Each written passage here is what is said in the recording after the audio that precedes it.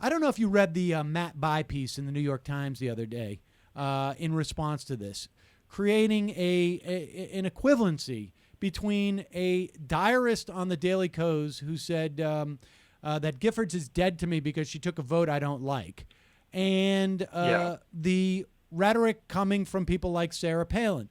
Give me your sense of what the implications are of the mainstream media creating this equivalency.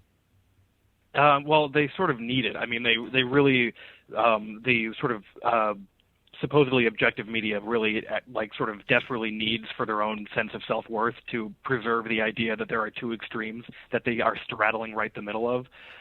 So I can understand why he would do that, but it's like classic like nut picking. It really is just like almost like you can feel like a desperate search went out to find some liberal who said something that could be construed as sounding violent about this, because that's not even a statement of violence, really.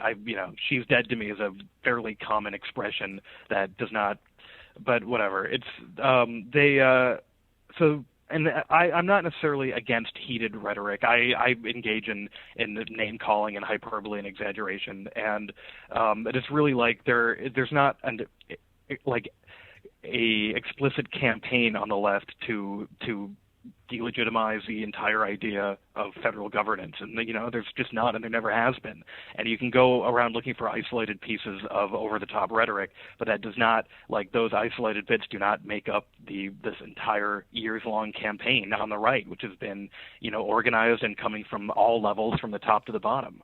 But let me ask you this. Now, what are the implications? I mean, there's a lot of calls now for civility and for these establishment media voices looking for unity. But, I mean, to what extent does the fact that Matt Bai writes this piece, now, of course, he has his agenda, which is to become, the next David Broder or something and seem somehow above the fray in some way. But to what extent are responses like that from the mainstream media actually in some way giving tacit approval, or at the very least not providing the proper disincentive for this type of language if they are willing to create this false equivalency and not really call out the culprits here?